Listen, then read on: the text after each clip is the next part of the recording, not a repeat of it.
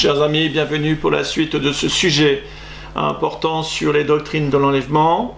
Et nous sommes aujourd'hui rendus à la partie 8 concernant donc la doctrine de l'imminence, un programme d'aujourd'hui.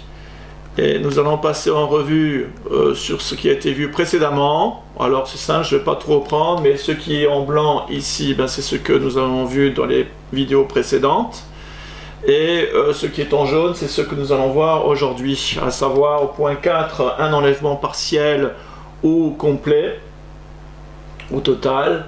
Y a-t-il un ou plusieurs enlèvements aussi, voilà, dans cette partie.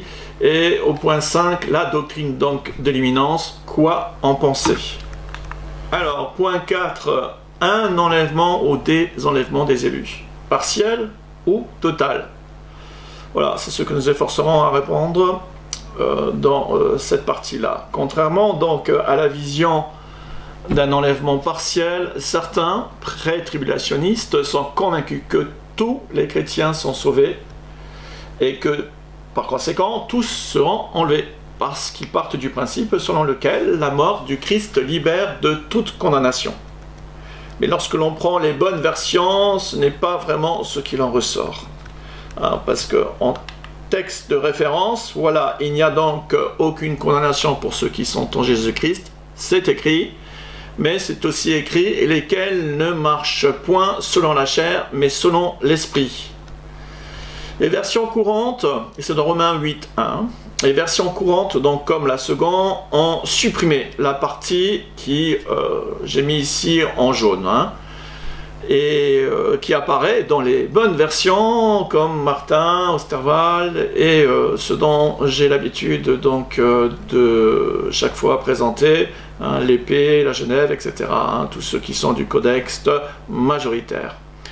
Et cela évidemment change fondamentalement le sens parce qu'il faut prendre en compte le fait de demeurer en Christ et donc comme implication de marcher selon l'esprit et non la chair. Cela nous ramène à la question épineuse, peut-on perdre le salut? De nombreux versets nous confèrent une assurance du salut à condition de persévérer dans la foi et la fidélité en Christ. Voilà, je vous ai mis quelques références, vous connaissez ma position à ce sujet. De la même façon, la question se pose concernant justement l'enlèvement de l'Église, de savoir s'il concerne tous les croyants ou seulement les vainqueurs. Alors généralement, répondre à la première question du salut revient à résoudre la question, pour ainsi dire, concernant l'enlèvement et inversement aussi. Donc, encore une fois, tout est une question de conception liée à notre interprétation des Écritures. La Bible ne manque pas d'arguments à ce sujet. Maintenant, à chacun que de se mettre devant Dieu pour avoir des réponses pour lesquelles nous sommes évidemment à nous poser et qui sont légitimes. Alors, pour ce qui me concerne, voilà, mon étude se porte là-dessus et à chacun doit se faire sa propre opinion. Alors, généralement, les partisans d'un salut acquis pour toujours sont les mêmes qui croient donc que tous, que tous les chrétiens, tous les chrétiens vivants seront enlevés. Si tel est le cas, il y aurait de nombreuses contradictions dans les Écritures. C'est pourquoi de nombreux textes sont occultés par la plupart de ces partisans du tous seront sauvés et enlevés. Par exemple, comment concilier l'enlèvement pour tous quand on considère l'état de l'église de Laodicée, église type de l'apostasie de la dispensation de l'église, à qui Jésus dit « Je te vomirai de ma bouche ». Autre exemple, comment concilier le salut et l'enlèvement pour tous avec l'apostasie qui caractérise la fin d'étendre les églises ayant pour conséquence l'abandon de la foi, que Paul l'affirme dans 1 Timothée 4.1. Relisez-le. Comment ces partisans expliquent-ils à ce moment-là l'élection sélective des paraboles en rapport avec l'enlèvement, concernant par exemple les mines, les paraboles des mines ou des talents, ou du festin des noces? Et que dire de la parabole des 10 vierges dont seulement 5 sur 10 seront prises? Nombreux sont les détracteurs des Écritures et c'est bien là encore une preuve évidente de l'apostasie des églises dont beaucoup de chrétiens font les frais. Quand Jésus dit « Plusieurs me diront en ce jour-là, Seigneur, Seigneur, n'avons-nous pas prophétisé par ton nom? N'avons-nous pas chassé des démons par ton nom? Et n'avons-nous pas fait beaucoup de miracles par ton nom? Alors, je leur dirai ouvertement, et c'est Jésus qui parle, je ne vous ai jamais connu. Retirez-vous de moi, vous qui commettez l'iniquité. » À qui s'adresse-t-il donc? La même réplique sera donnée aux vierges folles. Exactement à la fin, au verset 13 de la parabole, il dit la même chose. Toutes ces considérations ou réflexions sont en tout cas soumises à l'appréciation personnelle de chacun. Pour ce qui me concerne, je suis convaincu que peu de chrétiens dans le monde seront enlevés. N'est-ce pas d'ailleurs les propos même de Jésus, notre Maître? Il y a beaucoup d'appelés, mais peu d'élus. C'est écrit. Certes, il y aura encore un rattrapage pour le salut des repentants, mais à quel prix? De la tribulation. Car il n'y a qu'un seul enlèvement de l'Église pré-tribulatoire. Je m'efforcerai encore dans la prochaine vidéo de commenter la parabole des 10 vierges en apportant les arguments démontrant qu'elle concerne plus que jamais l'Église dans sa phase terminale en prenant en compte l'imminence de l'enlèvement au vrai sens du terme et non selon la doctrine de l'imminence telle que les Églises l'ont enseignée depuis des décennies et sur laquelle nous allons nous arrêter tout à l'heure. Alors, la doctrine du reste dans l'épître aux Romains. À travers l'histoire du peuple d'Israël, il apparaît un reste spirituel, une fraction de peuple élu au sein de la nation rebelle. C'est dans Romains 11:5.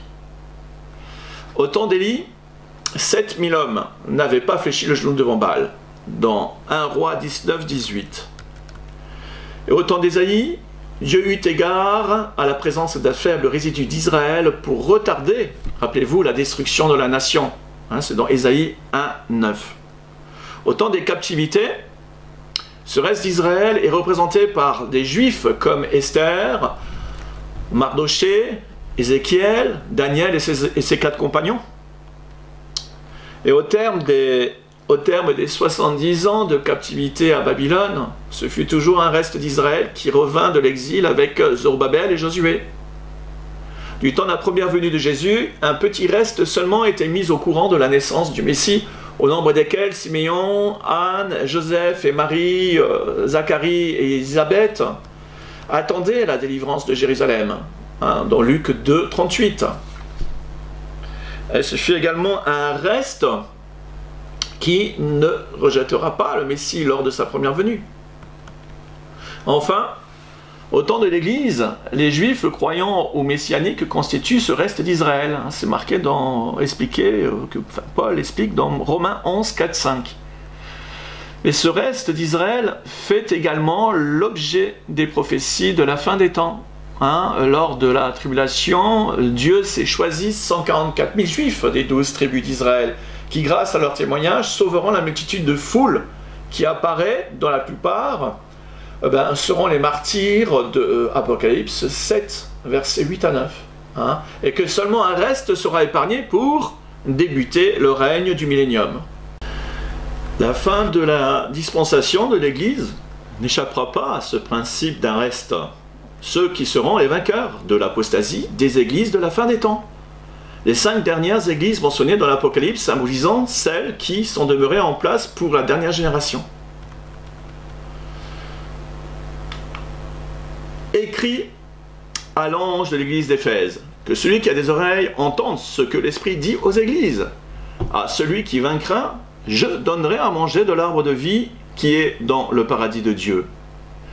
Écrit à l'ange de Smyrne, que celui qui a des oreilles entende ce que l'Esprit dit aux églises. Celui qui vaincra n'aura pas à souffrir la seconde mort. Écrit à l'ange de l'église de Pergame, Que celui qui a des oreilles entende ce que l'Esprit dit aux églises. À celui qui vaincra, je donnerai de la manne cachée, je lui donnerai un caillou blanc, et sur ce caillou est écrit un nom nouveau, que personne ne connaît si ce n'est celui qui le reçoit. Écrit à l'ange de l'église de Thyatire. À celui qui vaincra, et qui gardera jusqu'à la fin mes œuvres, je donnerai autorité sur les nations. Et je lui donnerai l'étoile du matin, que celui qui a des oreilles entende ce que l'Esprit dit aux églises. Écrit à l'ange de l'église de Sardes, celui qui vaincra sera revêtu ainsi de vêtements blancs. Je n'effacerai point son nom du livre de la vie, et je confesserai son nom devant mon Père et devant ses anges. Que celui qui a des oreilles entende ce que l'Esprit dit aux églises. Écrit à l'ange de l'église de Philadelphie, celui qui vaincra, je ferai de lui une colonne dans le temple de mon Dieu, et il n'en sortira plus. J'écrirai sur lui le nom de mon Dieu et le nom de la ville de mon Dieu, de la nouvelle Jérusalem qui descend du ciel d'auprès de mon Dieu, et mon nom nouveau. Que celui qui a des oreilles entende ce que l'Esprit dit aux églises. Amen. Et septièmement, écrit à l'ange de l'église de Laodicée, celui qui vaincra, je le ferai asseoir avec moi sur mon trône comme moi, j'ai vaincu et me suis assis avec mon Père sur son trône. Que celui qui a des oreilles entende ce que l'Esprit dit aux églises. Il n'y a pas quelque chose qui attire notre attention là, dans tous ces textes? C'est évidemment un dénominateur, voire des dominateurs communs. Premièrement, la même récapitulation pour toutes les églises, car Dieu ne fait exception de personne, que celui qui a des oreilles entende ce que dit l'Esprit. Ce n'est pas une question seulement de comprendre, mais d'entendre, car ce n'est point un homme, mais l'Esprit de Dieu qui parle. Pour comprendre, il faut au préalable entendre ce que dit l'Esprit aux églises. Nous sommes tous à la même enseigne. Soyons à l'écoute de l'Esprit. Amen. Deuxièmement, s'il n'est pas écrit littéralement vainqueur, mais celui qui vaincra est par définition un vainqueur. La même expression adressée à toutes les églises concernées et représentative de l'histoire de l'Église, depuis ses débuts jusqu'à la fin. Alors certains commentateurs se contentent de faire remarquer qu'il s'agit des églises de l'époque des apôtres et donc, soi-disant, sans conséquence sur notre génération. Mais dans ce cas, que font-elles dans le livre de l'Apocalypse? J'ai envie de leur dire. Et pourquoi sont-elles données en exemple dans le livre des révélations de la fin des temps? Si se faire à l'idée que seuls les vainqueurs seront sauvés est trop difficile pour certains, laissez-moi vous rétorquer qu'il vaut mieux se faire à cette idée maintenant pour endurer dans la limite de ce que Dieu permet, que de faire partie de ceux qui seront confrontés à la dureté de la tribulation. La grâce de Dieu ne consiste pas en un salut acquis par avance, mais d'expérimenter en Christ la victoire sur le monde, Satan et la séduction du péché et l'apostasie de la fin des temps, notamment par la prière persévérante et notre dépendance en lui. En résumé, l'église de Pergame est celle qui s'est établie dans le monde. L'église de Thyatire s'apparente à toutes celles qui pratiquent l'idolâtrie. L'église de Sardes, morte où subsistent quelques croyants fidèles. Et pour finir, les deux dernières églises s'apparentant aux différents mouvements évangéliques, de par leur description, mouvement évangélique des derniers jours, dans celle de Philadelphie qui symbolise les fidèles à Christ fondés dans sa parole, et celle de Laodicée qui symbolise les tièdes, endoctrinés par les fausses doctrines et la séduction du monde.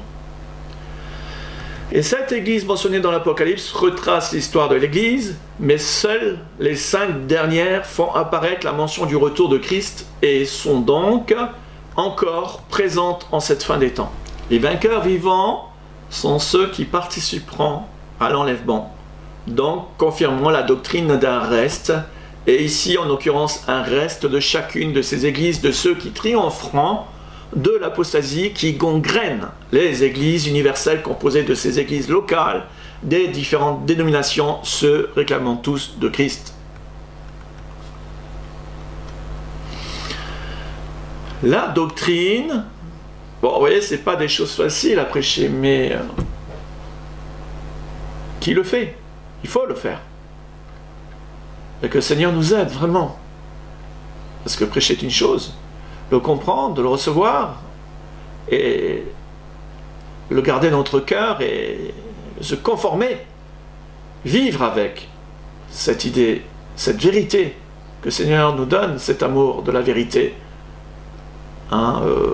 envers et contre tout. Merci Seigneur. Alors, la suite, donc, 5e point, la doctrine de l'imminence. J'ai vraiment à cœur de vous parler de ça, parce que vous allez comprendre, du moins j'espère, comprendre là où je veux en venir. Alors, la doctrine d'imminence telle qu'elle a été enseignée depuis ses débuts par ses fondateurs, a certainement provoqué, voire contribué en son temps un certain dévouement pour le retour du Seigneur. Mais autant dans les premiers temps, cette doctrine a répondu très largement à un besoin de croire dans le retour de Jésus, mais autant pour la dernière génération, elle est devenue une des causes principales de l'assoupissement de l'Église et de son manque d'intérêt à l'eschatologie et donc de la préparation des chrétiens à l'enlèvement imminent de l'Église au vrai sens du terme. Ce véritable malaise réside en grande partie dans le fait que beaucoup d'églises n'ont pas pris en compte le principe évolutif de la connaissance en matière eschatologique, en étant à l'écoute de l'esprit et des ministères que le Seigneur a mis à leur disposition. Depuis le 19e siècle et plus encore ces 20 dernières années, l'eschatologie bénéficie d'un intérêt renouvelé dans le milieu évangélique. Certainement parce que nous avons été témoins de l'accomplissement de certaines prophéties. Pour un peu que nous avons des yeux pour voir et une vraie sensibilité à l'esprit prophétique qui œuvre dans les églises en cette fin des temps. Car le Seigneur est proche, plus que jamais. La doctrine de l'imminence telle qu'enseignée par ses fondateurs et adeptes enseignants pré-tribulationnistes aurait dû être regardée comme une étape à la connaissance eschatologique et non comme une fin en soi. Et au lieu d'avoir été un tremplin dans le domaine prophétique, cette doctrine est devenue un frein aux révélations liées aux prophéties de la fin des temps, et par là même un obstacle au vrai réveil des vierges de la fin des temps pour la dernière génération. Le seul réveil de la fin des temps, c'est le réveil des vierges. Cette déficience est sans doute due à de graves distorsions par rapport aux textes bibliques qui se sont introduites dans les églises et ont prévalu jusqu'à nos jours. En effet, l'ennemi ne s'est pas contenté d'introduire de fausses doctrines pour remettre en doute la saine doctrine du pré-tribulationnisme, mais il a aussi semé son levain au sein même de cette doctrine pour empêcher ses partisans de progresser, voire d'accéder à l'étape suivante, je dirais même.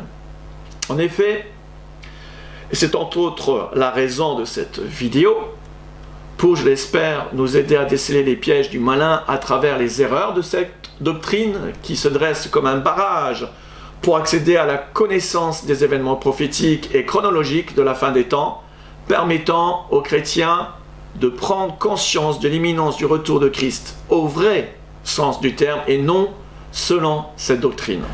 On a souvent associé la doctrine de l'enlèvement pré-tribulationniste à la doctrine de l'imminence parce que les croyants des générations précédentes ont fondé leur espoir sur le retour imminent du Seigneur de leur vivant.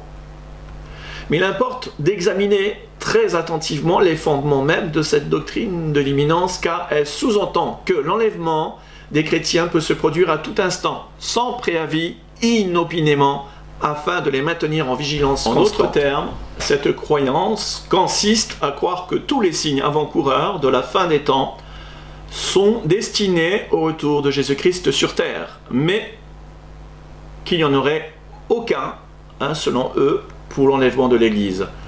Ce qui, nous nous emploierons bien évidemment à démontrer le contraire, et par là même la fausse conception de la fin des temps, à cause des erreurs liées à cette doctrine. Le mot imminence est défini par les dictionnaires comme étant le caractère de ce qui est imminent.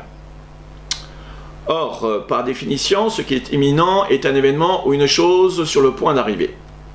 Selon cette définition, il n'y a que donc deux possibilités pour qu'un événement soit considéré comme imminent au sens propre de ce mot. Premièrement, l'imminence d'un événement peut contenir la notion d'imprévisibilité et donc, ce cas, il peut arriver soudainement, inopinément, sans savoir donc quand il se passera. Et donc c'est le cas de cette doctrine de l'imminence qui ont pris cette définition. Donc deuxièmement, mais si l'imminence comporte une notion de prévisibilité de l'événement en question, alors il arrivera donc proportionnellement selon les paramètres connus. Ces partisans du pré-tribulationniste de cette doctrine d'imminence se sont appropriés le terme de l'imminence pour le définir en un concept théologique selon lequel l'enlèvement doit survenir de manière soudaine et inattendue, mais cela est en contradiction avec les Écritures, comme je vais m'efforcer de vous le démontrer par quelques exemples simples. Le but étant de vous faire réaliser que s'il y a bien imminence dans l'enlèvement, ce n'est pas selon le faux concept de cette doctrine de l'imminence, mais bien grâce à l'accomplissement des Écritures et des signes précurseurs. Commençons par quelques exemples explicatifs des contradictions de cette doctrine. Donc, première contradiction de la doctrine de l'imminence, l'accomplissement des prophéties. Et oui, la première étape va consister à souligner l'importance de l'accomplissement des Écritures, car la parole de Dieu ne laisse aucune ambiguïté à ce sujet. Je vous le dis, tant que le ciel et la terre ne passeront point, il ne disparaîtra pas de la loi un seul iota ou un seul trait de lettre jusqu'à ce que tout soit arrivé. On ne peut concilier la doctrine de l'imminence, c'est-à-dire croire que l'enlèvement peut se produire à tout moment, avec le fait que les Écritures doivent d'abord s'accomplir entièrement. En effet, tant que les prophéties bibliques ne se sont pas accomplies à la lettre, le retour du Seigneur est exclu. Jésus lui-même faisait de l'accomplissement des prophéties le concernant une priorité absolue. Vous pouvez voir ça dans Matthieu 5, 17, 8, 17, 12, 17, 13 et versets 14 et 35. Puis Matthieu 21, verset 4. Et ça, c'est que dans Matthieu, il y en a partout ailleurs. Et plus explicitement encore, dans ces deux versets suivants, voilà. Comment donc s'accompliraient les Écritures d'après lesquelles il doit en être ainsi, disait Jésus. Mais tout cela est arrivé afin que les écrits des prophètes fussent accomplis. C'était l'une des priorités de Jésus. C'est sa parole qui est en jeu. Sa parole, la parole est Dieu. La parole doit entièrement s'accomplir. Quand le Seigneur Jésus a crié sur la croix que tout est accompli, cela concernait entre autres les prophéties qui étaient annoncées par les prophètes de l'Ancien Testament en rapport avec sa première venue et sa mission sur terre, de Luc 24, en Luc 24, 44. Mais il lui reste à accomplir les paroles prophétiques de la fin des temps, en l'occurrence les différentes phases du jour de l'Éternel, pour ce qui est de son retour sur terre.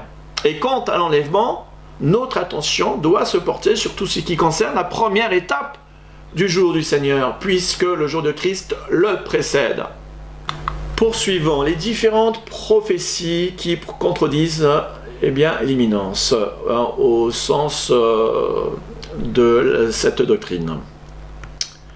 Avant de voir plus en détail les paroles prophétiques se rapportant à la fin des temps et plus particulièrement celles qui intéressent les croyants de la dispensation actuelle, je vous propose de survoler les siècles pour savoir si l'on peut prêter à la doctrine de l'imminence un intérêt justifié.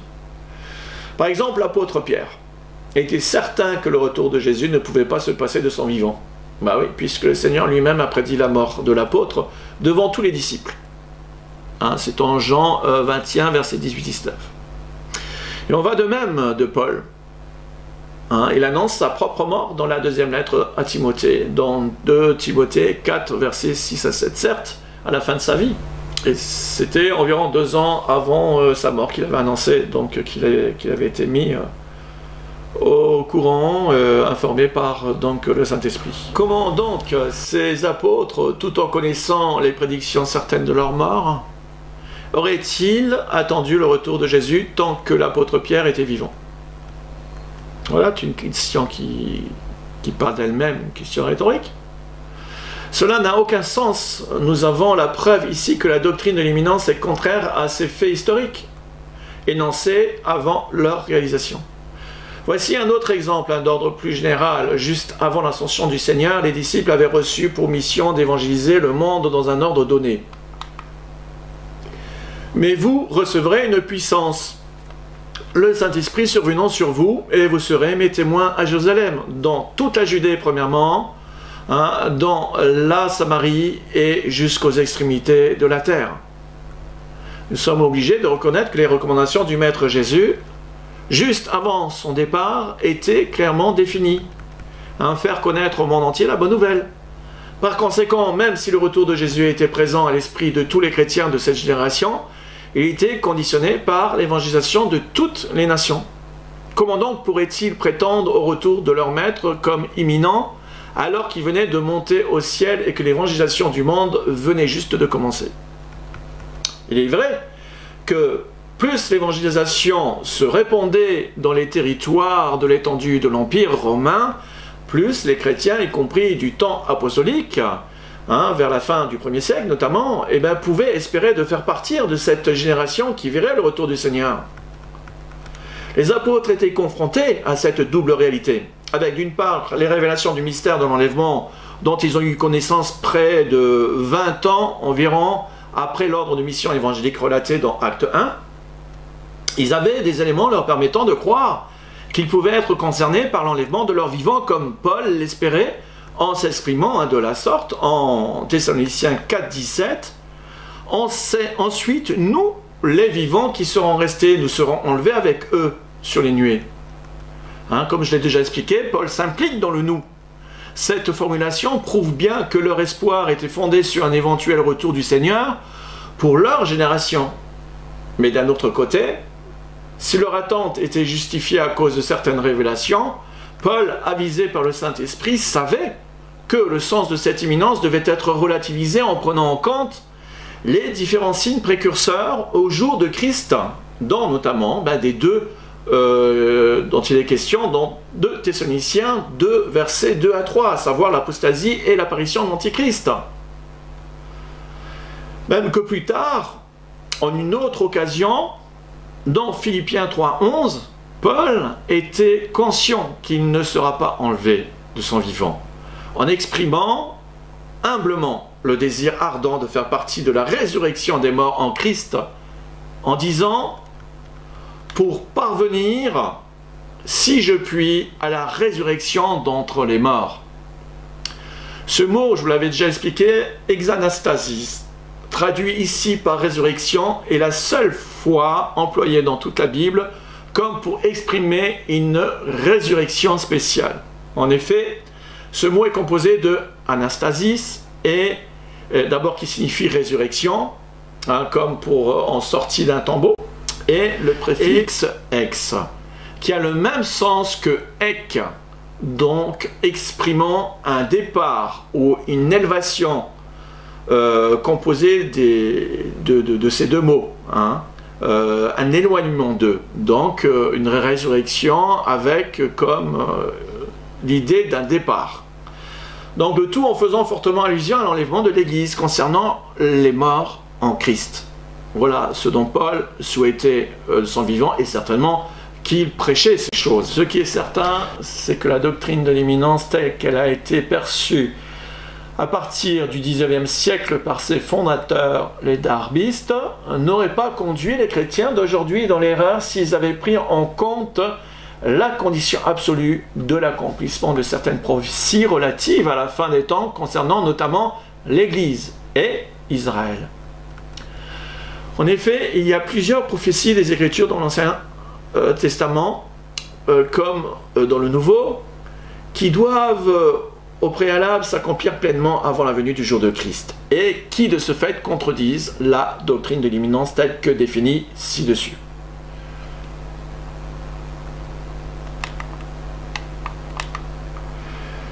Prophétie 1. La destruction de la ville de Jérusalem et de son deuxième temple. Comme Jésus s'en allait au sortir du temple, ses disciples s'approchèrent pour lui en faire remarquer les constructions. Mais il leur dit, voyez, tout cela, je vous le dis, en vérité, il ne restera pas ici pierre sur pierre qui ne soit renversé. Matthieu 24, 1 à 2. Et cela fut accompli, comme l'histoire nous le relate, en l'an 70, après un siège terrible de 18 mois. Le deuxième temple fut entièrement détruit par l'armée romaine de Titus. En fait, c'est plutôt son père, Vespasien, qui est à l'origine de cela. Bref, importe. D'ailleurs, après ce tragique événement, et c'est là les choses qui nous intéressent, c'est que à la foi des chrétiens de cette génération a dû être grandement éprouvée, puisqu'il n'y avait plus de temple pour l'accomplissement de la prophétie concernant ce que Paul avait affirmé au sujet de l'abomination de Daniel, dans 2 Thessaloniciens 2. Et en effet, pour que le signe de l'apparition de l'Antichrist soit accompli, il fallait un contexte politique favorable pour que l'on entende parler de la reconstruction d'un nouveau temple, puisque ce dernier fut détruit.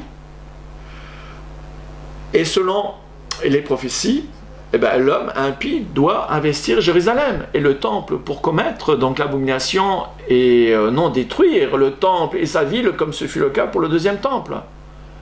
Les chrétiens du temps apostolique devaient être perplexes à l'idée d'être confrontés à des empereurs contemporains romains comme type de l'Antichrist, mais sans que l'abomination de la prophétie de Daniel soit commise, puisqu'ils connaissaient les Écritures avec les apôtres notamment surtout. Encore perplexes, car la perspective de l'accomplissement d'une telle prophétie s'éloignait de plus en plus d'eux, puisque il fallait qu'il y ait un temple.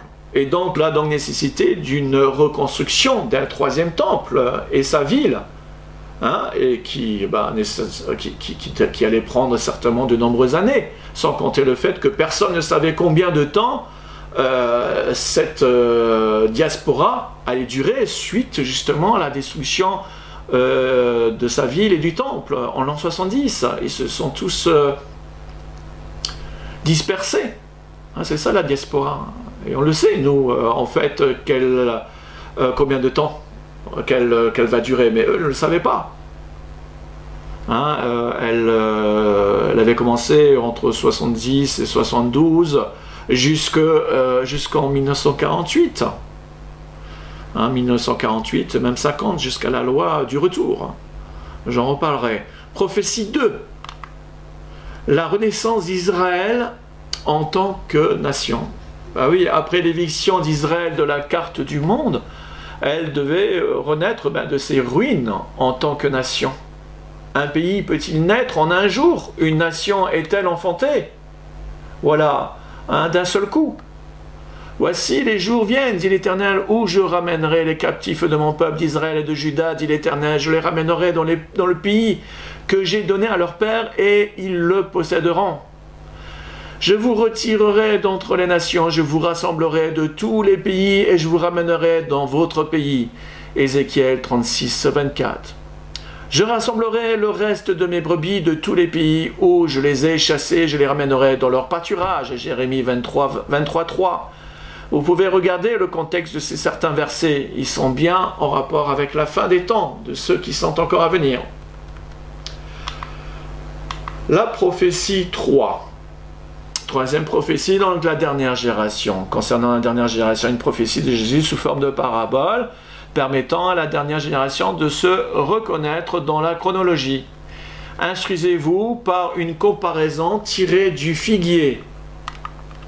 Voilà. Dès que ses branches deviennent tendres et que les feuilles poussent, vous connaissez que l'été est proche. De même, quand vous verrez toutes ces choses, sachez que le Fils de l'homme est proche à la porte. Je vous assure que cette génération-ci ne passera pas avant que tout cela ne commence à se réaliser. Le ciel et la terre passeront, mais mes paroles ne passeront point, dit Jésus. Le figuier représente la vie nationale historique du peuple d'Israël. Osée 9, 10, dans Jérémie 24, 1 et 2, et chapitre 5 et 10. Non, Jérémie 24, 1 à 2, et versets 5 à 10. Voilà. Et Joël, chapitre 1, verset 7 également. La nation d'Israël est le figuier prophétique, dans le verset de Matthieu 24. Il est clairement établi que la dernière génération commencera à partir du moment où Israël reviendra une nation, et cela fut réalisé en 1948 après une absence d'identité nationale sur le plan international depuis l'an 70. De plus, il est précisé que cette génération ne passera pas avant que tout cela ne commence, c'est-à-dire tout ce que Jésus a prédit dans ce chapitre de Matthieu 24. Mais cela sous-entend évidemment qu'Israël redevienne une nation, comme c'est le cas depuis son indépendance en 1948. Et que les versets précédemment lus, à savoir cela, le retour dans les Juifs, qui s'est fait en fait 2 ans après par la loi du retour. Donc si l'on considère les 70 ans bibliques, ce n'est pas même 1948 qu'il faut prendre. Bon, il y a bien 70 ans depuis 1948 maintenant. Mais si l'on prend les 70 ans bibliques qui font exactement 69 ans juliens, l'on peut considérer surtout ces prophéties-là qui concernent le retour des Juifs en terre d'Israël, dont la loi a été promulguée par la Knesset en 1950, juillet 1950. Et si l'on prend les 70 ans bibliques qui font 69 ans, d'année julienne, on arrive à 2019, donc cette année. C'est cette année que les choses doivent arriver. Quatrièmement, voilà, prophétie donc 4, Jérusalem fait l'objet de nombreuses prophéties qui la placent au centre des événements prophétiques des derniers jours. Et pour que s'accomplissent ces prophéties, il fallait bien qu'elle renaisse de ses cendres pour devenir la capitale de la nation d'Israël. En effet, la Jérusalem historique a été reconquise par Israël suite à la guerre miracle des 6 jours en juin 1967, puis déclarée par la Knesset capitale de Jérusalem en 1980 et reconnue en tant que telle par la plus grande puissance mondiale, à savoir par les Américains en 2017. C'est récent, vous êtes au courant. Avant cet événement, c'est-à-dire que Jérusalem revienne au pouvoir et au pouvoir de la nation d'Israël, appartenant à Israël, eh bien les prophéties dès cette semaine et de la dernière semaine de Daniel, dont dépend l'enlèvement, n'auraient pu s'accomplir. Cinquièmement, justement, la Jérusalem historique reconquise donc en état de ruine pour ensuite être reconstruite. La Jérusalem antique, historique, biblique devait être reconquise donc en état de ruine, afin qu'elle fasse l'objet d'une reconstruction et restauration pour débuter le compte à rebours des 7 semaines de la deuxième phase de la prophétie de Daniel 9, 25, qui doivent aboutir à l'enlèvement et dont je vous ai souvent parlé. Ce point étant le plus important pour l'Église sera encore approfondi dans une dernière vidéo, mais ce qui doit être relevé ici, c'est que cette deuxième phase prophétique des 70 semaines présente de loin le plus intéressant et grand signe précurseur eschatologique pour l'enlèvement de l'Église, pour autant qu'on lui accorde l'intérêt qu'il mérite. L'enlèvement ne pouvait pas survenir avant ces 2 signes précurseurs prophétisés par Paul en 2 Thessaloniciens 2, versets 2-3, dont je vous ai souvent parlé concernant l'apostasie et l'arrivée de l'Antichrist dans ce monde. Or, l'apostasie a atteint son paroxysme.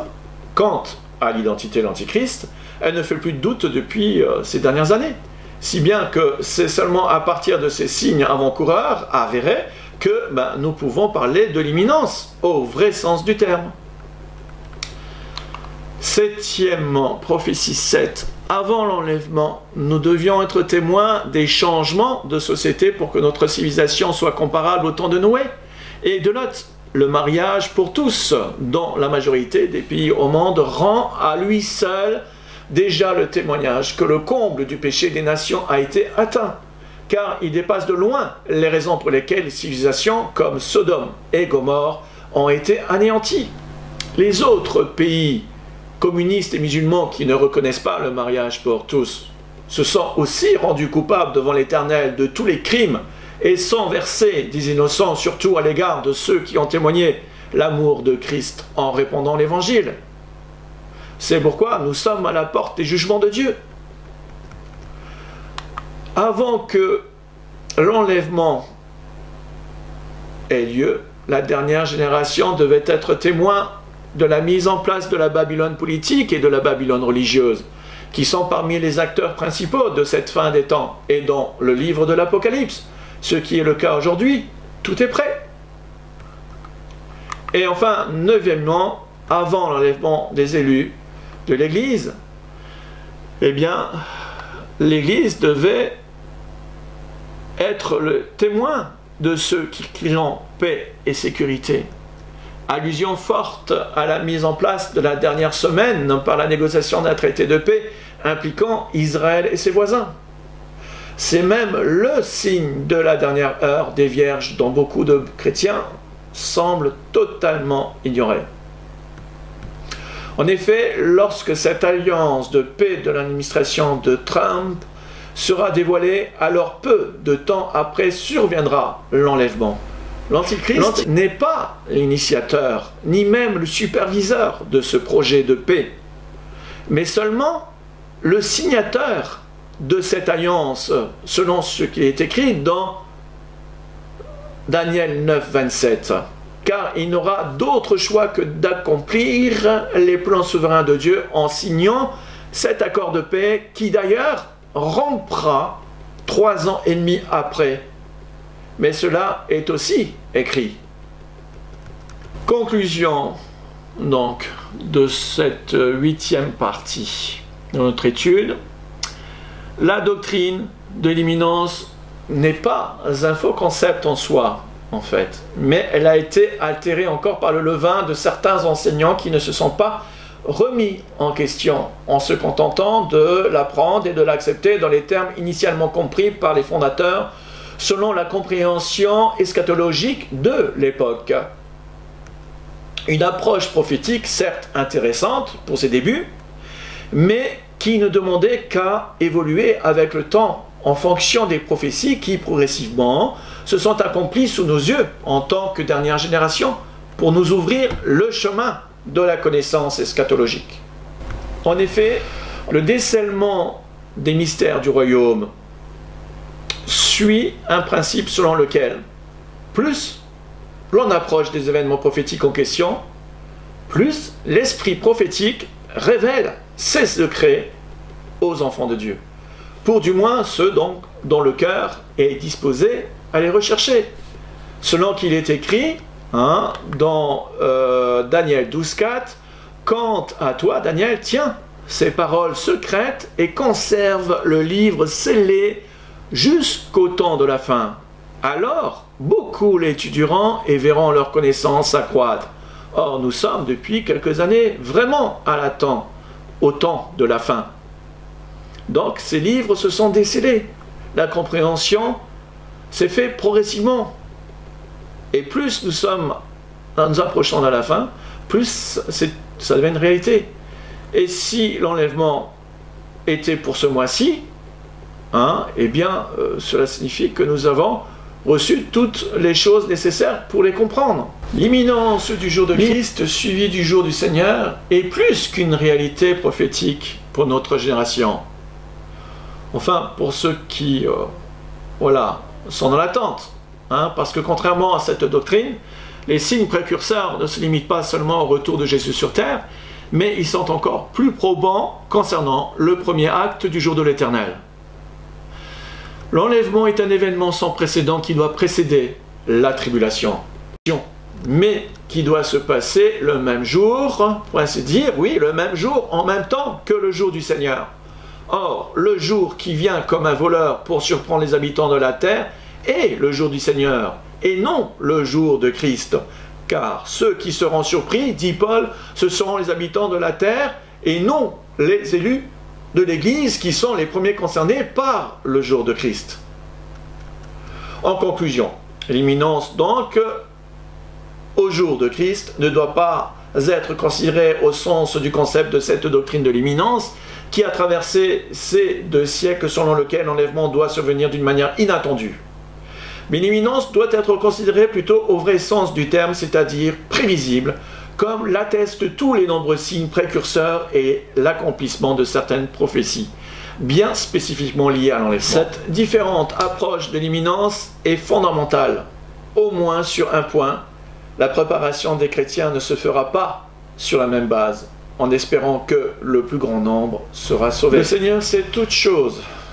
Voilà, j'en ai fini avec cette 8e partie. Il me reste en principe 2 vidéos, enfin du moins 2 sujets, à savoir la parabole des 10 vierges et les indices qui nous parlent de l'imminence au vrai sens du terme. Que si vous êtes resté sur la position de la doctrine de l'imminence, donc dans ce cas, cette partie-là ne vous concernera pas puisqu'il sera question d'une date concernant le retour de Jésus pour les siens, c'est-à-dire pour l'enlèvement. Voilà, je la situe et dont les probabilités sont très très fortes, en tout cas pour les convictions que j'ai. Elle se situe au 22 avril, à savoir le 17 de Nissan. Chers amis, merci pour votre soutien dans vos prières, parce que j'en ai vraiment besoin, parce que je peux vous dire que je suis très attaqué par le malin par moment. Donc voilà, je vous demande aussi de m'assister dans vos prières parce qu'il y a vraiment des oppositions quand la vérité doit sortir. Il y a là les opposants qui veulent nous faire taire par tous les moyens. Mais le Seigneur est bon et le Seigneur nous donne non seulement la force, il nous ouvre la voie et vos prières sont vraiment importantes pour moi. Et pour bien sûr le corps de Christ et pour tous les élus, parce que vraiment là nous sommes dans les derniers instants. Que le Seigneur vous bénisse et Maranatha.